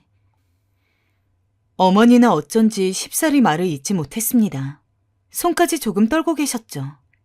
그리고 시간이 조금 지나고 나서야 어머니 입으로 말씀을 하시게 되었는데요. 알고 보니 어머니를 놀려대는 아이들이 그날도 어김없이 시장통에 나타났다고 합니다. 아이들은 어머니에게 절름발이라 놀려대며 장난삼아 돌멩이를 던졌고 어머니는 그것을 피하다 넘어졌다고요. 아마도 제가 아이들에게 그만하라고 돌멩이를 집어던진 게 발단이 된 듯 했습니다. 저는 그 일을 두고 뼈아프게 후회하게 되었고 어머니의 상처를 치료해주다 그만 울음을 터뜨리고 말았어요. 엄마, 많이 아프지? 미안해. 내가 같이 가줬어야 하는데. 아니야, 우리 문희. 이쁜 딸, 왜 그런 말을 해? 엄마가 그냥 다친 건데. 아무리 어머니가 괜찮다고 했어도 제 양심의 가책은 그리 쉬이 가시지가 않았어요. 그 뒤론 무슨 일이 있어도 제가 꼭 어머니를 챙기고 다녔죠. 하지만 어머니에겐 몸이 아닌 마음의 고통이 있었습니다. 티를 안 내려고 했지만 몸이 아파서 그런지 더욱더 상처와 고통을 견디기 힘들어 했습니다. 바로 첫째 오빠로 인한 고통이었죠. 첫째 오빠는 어머니가 그 지경에 이르렀는데도 단 한 번 얼굴을 비춘 적이 없어요. 그렇다고 집에 들어오지도 않았죠. 예전에 건강했던 어머니라면 그래도 언젠가는 정신 차릴 거야 라며 최소한 겉으로라도 웃어 보일 수 있었을 텐데 몸이 아파 거동이 힘들어진 어머니는 조금씩 우리 첫째가 너무 보고 싶다 라며 저희 앞에서도 눈물을 보였습니다. 저는 그럴 때마다 제가 어머니의 무릎을 저렇게 만든 장본인이라는 것에 대한 쓰라린 고통과 안 그래도 힘든 엄마를 더 힘들게 하는 첫째 오빠에 대한 원망으로 화를 주체할 수가 없었어요. 정말 어머니의 바람대로 첫째 오빠가 나중에라도 정신을 차려서 다시 좋은 오빠가 되었다면 애초에 제가 이렇게 사연을 쓸 일도 없었을 겁니다. 동생들까지 모두 성인이 된 이후에도 첫째 오빠는 여전히 양아치처럼 굴었어요. 오히려 나이가 먹어가지고 머리가 더 커서 예전에는 차마하지 못했던 짓까지 담크게 저질렀죠. 덕분에 저희 첫째 오빠는 교도소까지 다녀왔습니다. 어머니가 그동안 수십 수백 번을 훈육하고 그 애절하고 눈물 어린 사랑과 타이름을 보여줬음에도 첫째 오빠한테는 전혀 소용이 없던 거였죠. 아빠가 이야기해봐야 되는 거 아니야? 첫째 오빠 대체 언제까지 저럴 건데? 그래, 솔직히 나는 오빠가 저렇게 사는 건 상관없어. 그냥 나한테 애초부터 오빠 같은 거 하나 없다고 생각하면 되니까. 근데 엄마가 저렇게 힘들어하잖아. 그러면 아빠라도 오빠가 정신 차릴 수 있도록 제대로 혼이라도 내야 되는 거 아니야? 앞서 말했던 것처럼 어머니는 아버지에게 좋은 아내였습니다. 하지만 아버지는 어머니에게 좋은 남편이 아니었습니다. 그리고 좋은 아버지도 아니었죠. 아주 가부장적이지는 않았지만 그렇다고 해서 아내나 자식들에게 큰 관심이 있는 사람도 아니었습니다. 아버지는 늘 첫째 오빠가 그렇게 문제를 일으키는 것에 대해서 당신이 알아서 해 라며 어머니에게 짐을 지우고 본인은 자기 삶을 살기 바빴습니다. 저는 그런 아버지를 보며 방관이 학대만큼이나 굉장히 나쁜 훈육이라는 것을 알게 되었습니다. 엄마, 힘들어하지 마. 제가 엄마를 붙잡고 그리 말해도 엄마의 고통은 끝나지 않았어요. 아버지는 본인 개인과 관련된 문제가 아니면 모든 교육을 전부 어머니에게 맡겼습니다.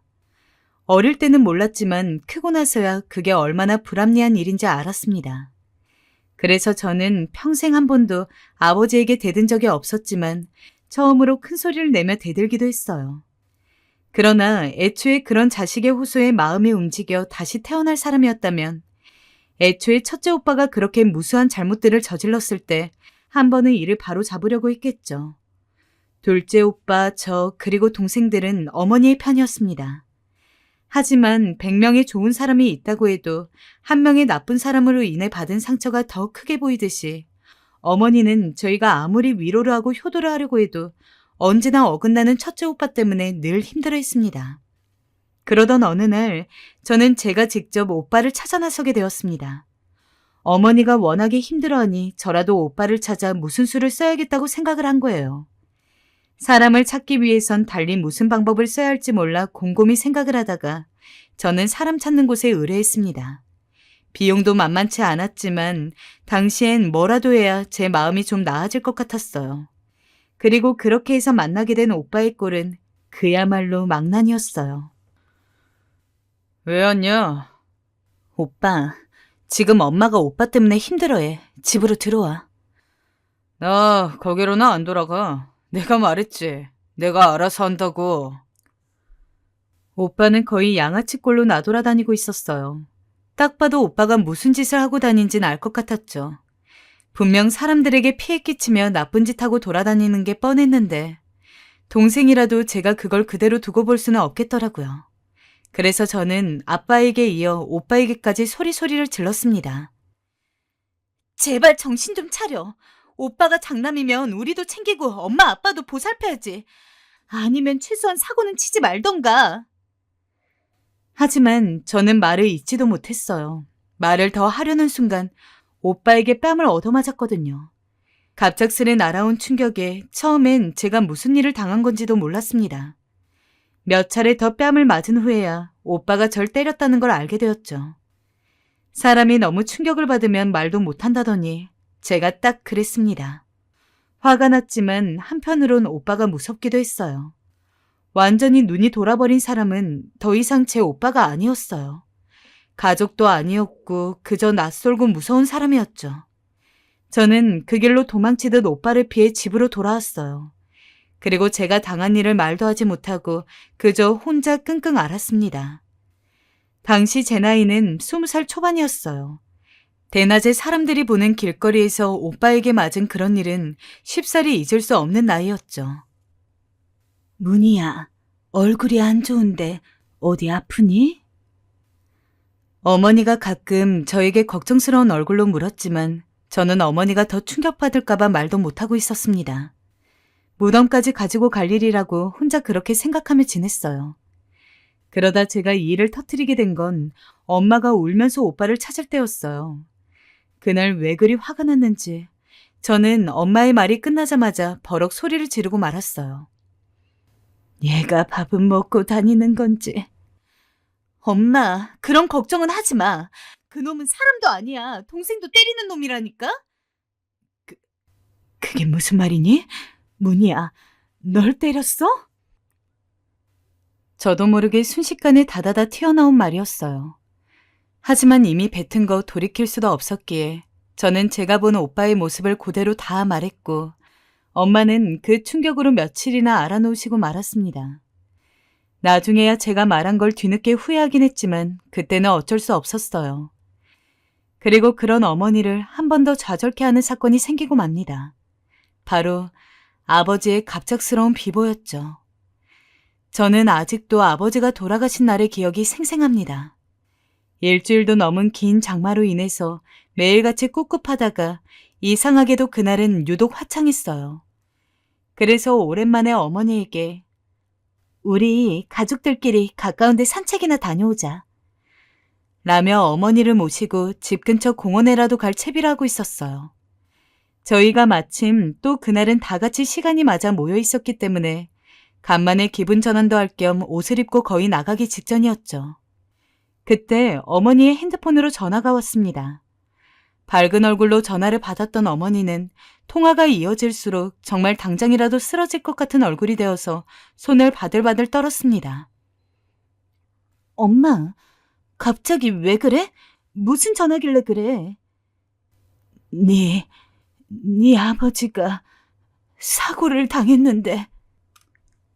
어머니는 차마 말을 잇지 못했지만 그 자리에 있던 저희 모두 직감했습니다. 아버지에게 안 좋은 일이 일어났다는 것을요. 저희가 아버지를 찾아 병원에 갔을 때는 이미 아버지의 숨이 끊어져 있는 상황이었습니다. 어머니는 아픈 다리를 잇고 흰천이 덮인 아버지 시신 곁으로 가서 끔찍한 소리를 내며 울다가 쓰러지셨고 저희는 아버지를 잃은 슬픔을 느낄 새도 없이 어머니를 신경 써야 했습니다. 사실상 그때는 이미 첫째 오빠랑 완전히 연을 끊은 것이나 다름이 없었기에 둘째 오빠와 저, 나머지 동생들끼리 어머니를 돌보았어요. 하지만 저희도 나이가 적은 편이 아니었기 때문에 다들 가정을 꾸리고 있었습니다. 현실적으로 남편이나 아내, 그리고 자식들까지 있는 상황에서 선뜻 몸이 불편한 어머니를 쉽게 돌볼 수 있는 사람이 없었어요. 그래서 남편이 있었지만 다른 형제들과 달리 자식이 없는 제가 어머니를 돌보겠다고 했습니다. 내가 엄마 돌보고 있을 테니까 오빠랑 너희들은 신경 안 써도 돼. 정말 그래도 괜찮겠어? 그럼 괜찮고 말고. 어머니를 그만큼 아끼고 사랑했던 것도 있지만 여전히 어머니가 이렇게까지 움직이는 것이 불편해진 것에 대해 제가 원인이 되었다는 그러한 부채감도 한 몫을 했습니다. 어떤 이유에서든 결국 저는 약 2년 동안 어머니와 함께 한 집에서 지냈습니다. 다행히 남편이 어머니를 어려워하지 않았고 저희 집 사정을 전부 이해해 주었기 때문에 크게 눈치가 보이지는 않았어요. 어머니도 저희와 지내는 걸 좋아하셨어요. 나이 들어서 너희들에게 민폐가 아닐까 했는데 우리 이서방도 그렇고 딸도 날 위해주니 엄마가 더 바랄 게 없네. 고맙다. 어머니는 혼자 있으시다가 저희와 함께 지내니 일어나고 자는 게 쓸쓸하지 않다고 하셨어요. 그러면서도 늘 자신이 짐이 될까봐 노심초사하셨죠. 저와 남편은 그런 어머니 성격을 알았기에 더 나서서 보살피려 했습니다. 어머니가 좋아하는 걸 사다 드리고 어머니와 함께 볕 좋은 날에 산책을 나가기도 하면서 가족이 누릴 수 있는 세상 따뜻한 시간을 보내었습니다. 하지만 2년이 되었을 쯤 그런 저희의 평화도 한순간에 깨지고 말았습니다. 저희 집 사정이 안 좋아지면서였죠. 저와 남편은 당시 자그마한 카페를 하나 운영하고 있었는데 주변에 경쟁 가게들이 생기면서 매출이 급감한 탓이었습니다. 매출이 떨어지니 직원을 쓸 수도 없었고 어머니를 하루 종일 집에 둘 수밖에 없는 상황이 되고 말았습니다. 어떻게든 가게를 일으켜보기 위해 광고도 해보고 전단지도 돌려보았지만 소용이 없었어요. 그러던 어느 날 남편이 저를 안치고 미안한 얼굴로 먼저 말을 꺼내더라고요. 여보, 나도 마음 같아서는 지금처럼 장모님이랑 함께 있고 싶어. 당신 사정도 다 알고. 그런데 현실적으로 지금 우리 둘이 먹고 사는 것도 너무 힘들다. 그런 상황에서 예전처럼 함께 지내기는 힘들 것 같아. 이런 이야기해서 미안해. 어머니가 평소에 사치라하거나 그러신 분도 아니었습니다. 오히려 저희 신경 쓸까봐 일부러 배부르다는 핑계 대면서 밥도 덜 드시고 저희가 가끔 어머니 입으라고 옷이라도 사다 드려도 아휴, 뭘 이런 거 사, 돈 아깝게 라며 수십 번도 더 거절하신 분이었어요. 그런데도 불구하고 어머니와 함께 살기가 힘들 정도로 저희 사정이 심각했습니다. 허나 결정을 했다고 해도 이런 이야기를 어떻게 어머니에게 전해야 할지 몰라 숱한 밤을 망설였습니다. 어머니가 저희와 사는 걸 좋아하셨기에 그랬기에 더 쉽사리 말을 꺼낼 수 없었어요. 그런데 어떻게 아셨던 걸까요? 어느 날 갑자기 지친 얼굴로 카페에서 돌아왔는데 진수성찬과 같은 상이 차려져 있는 게 아니겠어요? 엄마가 한 거야? 오랜만에 우리 딸이랑 사위 주려고 한번 솜씨 좀 발휘해봤는데 입에 맞을지 모르겠네. 자네도 얼른 들어봐. 아, 네. 장모님, 감사합니다. 그날따라 엄마는 유독 환히 웃고 계셨습니다. 게다가 반찬들도 저와 남편이 좋아하는 음식이었죠. 어머니가 불편한 몸으로 손이 많이 가는 음식을 직접 다 만들었다고 하니 고마운 마음이 들기도 하고 마침 허기가 졌던 터라 저와 남편은 밥알까지 싹싹 긁어 한 그릇을 깔끔하게 비워내었습니다. 어머닌 옆에서 한술깔도 뜨지 않으시고 그저 저희 먹는 모습만 흐뭇하게 바라보셨죠. 엄마, 왜 안 먹어? 입맛 없어? 엄마는 만들면서 몇 개 주워 먹었더니 배부르다. 그리고 엄마는 저희가 밥을 다 먹고 차를 마시는 시간에 먼저 입을 떼셨습니다. 이제 자기가 혼자 살 때가 된 것 같다고요. 저와 남편은 순간 서로의 얼굴을 쳐다보았습니다. 지금껏 엄마가 신세 많이 졌네. 고마웠어, 자네도. 늙은이 데리고 살아주기가 어디 쉬운가. 고마운 마음뿐이네 그려. 내가 뭐라도 해주고 싶은데 해줄 게 밥뿐이어서. 엄마. 저는 그만 목이 매 어머니를 불렀습니다. 어머닌 제 마음을 안다는 듯 손을 꼭 잡아주셨어요. 괜찮다면서 엄마 걱정은 말라고 덧붙이면서요. 저는 그런 어머니 손을 차마 놓지 못하고 그 자리에서 밥 아래 얼굴을 묻고 눈물을 떨구었습니다. 섭섭해하실 법도 한데 오히려 저희 부부에게 고마워하며 미안해하며 밥을 차려주신 게 참 어머니다웠습니다. 반대로 제 마음은 가시방석에 앉은 듯 불편했지만요. 하지만 며칠 뒤 너무 다행스러운 소식을 듣게 되었어요. 다행히 이런 저의 사정을 알게 된 넷째 동생이 내가 어머니랑 같이 살게 라고 이야기해 준 거죠. 그렇게 죄송스럽지만 한편으로는 다행스럽게도 자식으로서 아예 어머니를 저버리지 않아도 되었습니다. 비록 어머니가 동생네서 산다고 해도 연락은 자주 드렸어요. 동생 부부 생활에 귀찮은 일이라도 만들게 될까봐 찾아가기는 힘들었지만 그래도 더욱더 어머니에게 자잘한 안부 전화를 많이 했습니다. 오죽하면 어머니가 앞으로는 매일같이 전화하지 말라고 못 박을 정도로 말이죠. 어머니가 넷째 동생네 집에 가게 된 뒤로 저희는 이전보다는 훨씬 더 여유롭게 살 수 있었지만 그럼에도 여전히 우리 사정 때문에 어머니와 함께 살지 못하게 된 것에 대해 저는 큰 죄책감을 가지고 있었습니다. 엄마 여기서 잘 지내고 있으시니까 언니도 너무 신경 쓰지 마. 형부랑 둘이 어떻게 해야지 잘 살 수 있나 그런 생각만 하고 지내. 물론 넷째 동생을 믿지 않았던 것은 아닙니다. 하지만 저 역시 어머니와 평생 함께 살 것이라고 마음을 먹고 모셨는데도 불구하고 이렇게 생각지도 못한 일 때문에 함께 살기 힘들어진 상황이 생기지 않았습니까? 동생이라고 해서 그런 상황에서 완벽히 자유롭지 않을 거라고 보았고 어머니가 계속해서 여기 맡겨지고 저기 맡겨지고 하는 일들이 생길까봐 걱정이 많이 되었습니다. 그리고 아니나 다를까 어머니가 넷째 동생의 집에서 2년 정도 지냈을 때 넷째 동생 역시 집안 사정으로 어머니와 함께 살기가 힘들어진 순간이 오고 말았습니다.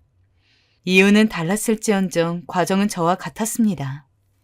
결국 어머니는 넷째 동생네 집에서도 나와서 그 뒤로는 막내 동생네 집에서 함께 살아야 했고 나중에 가서는 둘째 오빠네 집에서도 살아야 했습니다.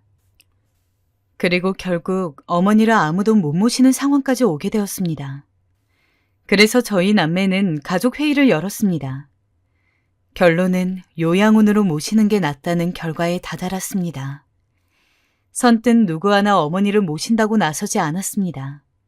저희 남매는 슬슬 서로의 눈치만 보았을 뿐 평생 우리를 키우기 위해 헌신하신 어머니의 지난 과거 따위는 신경 쓰지 않았습니다. 오히려 지금 먹고 살기 너무 힘들다고 세상 사는 게 호락호락하지 않다는 자기들의 안위만을 생각하는 이기적인 자식들만 남아있었죠. 저뿐만 아니라 다른 형제들 간도 그런 어머니를 보면서도 평생 집에서 모시지 못해 죄송한 마음이 가신 것은 아니었으나 내심 어머니는 괜찮을 거야. 나는 어떠한 안도를 했던 것 같아요. 괜찮다고 아무리 웃는 얼굴로 이야기를 하더라도 그 속은 전혀 괜찮지 않을 수 있는데 언제나 자식들에게만큼은 환한 모습을 보여주시던 어머니를 저는 너무 믿었나 봅니다.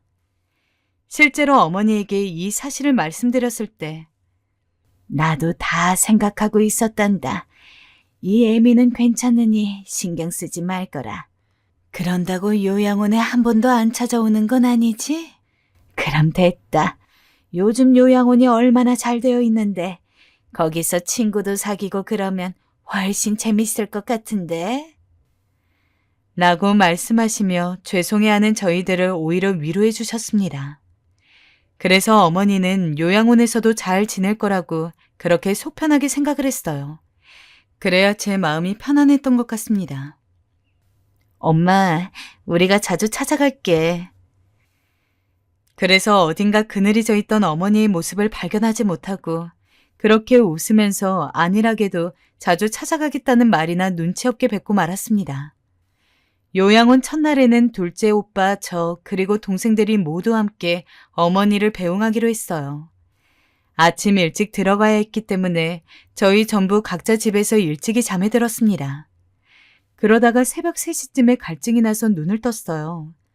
부엌에 가서 얼음을 동동 띄운 찬물 한 잔 마시고 문득 바깥을 보고 싶어서 잠깐 창문을 열고 바깥을 내다봤는데 때마침 그 순간 요란한 전화벨 소리가 울리기 시작했습니다. 혹시 그런 기분 느껴보신 분들이 있을까요? 누구에게 전화가 왔는지 아직 확인도 안 했는데 이상하게 온몸에 감당할 수 없는 소름이 돋는 기분. 어쩌면 저는 그 전화를 받기 전 어떠한 예감을 했던 것 같습니다. 절대로 저 전화가 저에게 달가운 내용은 아닐 것이라고 말이죠. 문희야, 엄마가 돌아가셨어. 얼른 동생들한테 연락해서 내가 보내주는 병원으로 와.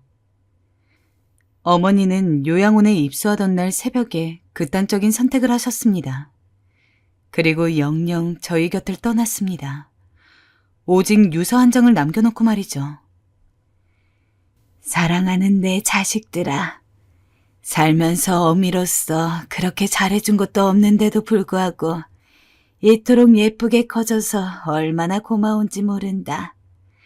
어린 마음에 다른 사람들이랑 놀고 싶기도 하고 때로는 부모님을 멀리하고 싶을 법도 한데 그런 티 하나 안 내고 언제나 엄마가 최고라며 곁에 있어준 너희들 덕분에 길지도 않은 인생 참으로 행복하게 보낼 수 있었다. 무조건 자식은 다 크면 부모 울타리 벗어나서 자기 삶을 살아야 하는데 이 부족하고 모자란 어미 덕에 힘든 일만 안겨준 것 같아서 너무 미안하구나. 너희를 너무 사랑하기에 나는 내 몸이 너희들에게 짐이 되고 있는 이 순간을 견딜 수가 없다. 그러므로 이제는 세상을 떠나야 할 때인 것 같구나. 눈에 넣어도 아프지 않은 내 새끼들. 이 이야기를 꺼내면 너희가 좋아하지 않을 것을 잘 알고 있지만 그래도 가기 전 마지막으로 욕심을 하나만 부리고 싶어. 지금은 비록 우리를 등졌지만 언젠가 우연찮게라도 너희 오빠, 너희 형을 보게 되면 이 엄마가 죽기 전에도 너를 무척이나 사랑했음을 꼭 알려주기를 바란다. 난 하늘 날아가서 먼저 간 네 아빠와 행복하게 지내고 있을 테니 너희는 누릴 거 다 누리고 천천히 오도록 해라. 어머니의 장례식을 치르고 한 달이 지났음에도 저는 일상으로 돌아갈 수가 없었습니다.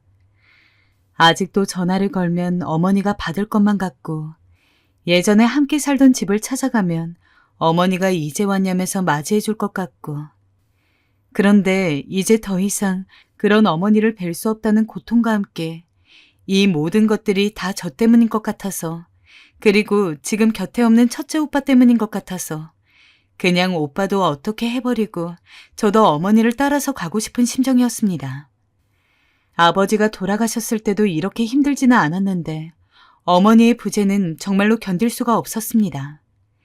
그리고 남편이 이런 절 보다 못해 정신과에 데려갔죠. 하지만 정신과 약으로도 어찌할 수 없는 슬픔이었습니다. 하루 종일 어머니가 생전에 좋아하셨던 거, 남아있는 사진들 같은 거 보며 헤어나오지 못하고 있었어요. 그러다 저는 오빠를 찾기로 결정했습니다. 오래전 인연을 끊고 산 오빠이지만 어머니가 돌아가신 소식을 알려야겠다는 어떤 생각이 들었어요. 오빠 때문에 어머니가 그런 마음앓이를 했다는 게 너무 가슴이 아파 처음엔 그런 생각조차 하지 않았지만 결국 어머니가 바라시는 게 오빠가 되돌아오는 거였다면 제가 지금이라도 못다한 어머니 소원을 들어드려야겠다는 생각이 들었습니다. 그래서 저는 다시 오빠를 찾기 위해 수소문을 시작했고 몇 달에 걸쳐 그 일에 집착했어요. 형제들은 제가 오빠를 찾는다는 걸 알고 굳이 그럴 필요 있냐며 찾아도 망나니일 뿐이라고 저를 말리었지만 저는 어머니의 유서를 생각하면 중간에 그만둘 수가 없었어요. 그러다 결국 오빠를 반년 만에 찾을 수 있었어요. 오빠를 쉽게 찾을 수 없는 이유가 있었더군요. 오빠는 한번 이혼을 하고 난 후 고시원에 틀어박혀 술만 마시고 살고 있었습니다. 밤에는 간간히 도박을 하러 나가고요. 저는 그림자 속에 살고 있는 오빠를 찾아가 어머니의 죽음을 전했습니다. 그런데 소식을 들은 오빠가 그 자리에서 몸을 가누지 못하며 울더군요. 말조차 제대로 잊지 못하고 꺽꺽대며 우는데 저는 그 울음에 조용히 눈을 감았습니다. 문희야, 나 어머니 있는 곳으로 데려가줘라. 부탁이다. 오빠는 그럴 염치도 면목도 없지만 어머니가 묻힌 곳으로 데려가달라 부탁하더군요. 그리고 저는 잠시 고민하다 오빠를 어머니 산소 앞에 데려다 놓았습니다. 오빠는 어머니 이름 석자와 사진을 보며 가슴을 쳤어요. 못난 자식, 이제야 왔습니다. 어머니, 이리도 늦게 왔습니다. 큰오빠는 계속해서 용서를 빌었고 오빠의 울음소리에 저도 덩달아 무릎이 꺾였습니다. 오빠만큼이나 저 또한 어머니에게 죄인인 자식이었으니까요. 저는 그날 오빠와 함께 이미 떠나가고 없는 어머니 앞에 용서를 빌고 또 빌며 허망한 마음으로 집으로 돌아왔네요. 오빠는 그 후 마음을 잡았는지 도박장도 끊고 열심히 일을 하며 살고 있답니다. 형제들도 처음엔 오빠를 딱히 반기진 않지만 지금은 경제적으로 오빠가 자립할 수 있도록 도와주기도 하고요. 그리고 제 소식을 말씀드리자면 저는 요즘도 어머니가 나오는 꿈을 꾸곤 합니다. 때론 그 꿈에서 깨어나고 싶지 않아 발버둥을 치기도 해요. 그래도 오빠를 찾아주었다는 사실 하나로 마음이 조금 가벼워졌는지 일상생활을 할 수 있게 되었어요. 어머니께서 이런 저 너그럽게 봐주시고 계신 거라 믿으면서 말이죠. 어머니, 한없이 이기적이었던 자식인 저, 문희를 사랑해주시고 품어주셔서 감사합니다. 그리고 저의 죄를 너무 늦게 깨달아서 그 깨달음이 너무 늦어 죄송합니다. 제가 어머니를 다시 뵙는 그날까지 아버지와 함께 행복하게 지내고 계세요. 다시 뵙는 그날까지 저도 어머니 자식으로서 세상에 좋은 일 많이 하다 가겠습니다.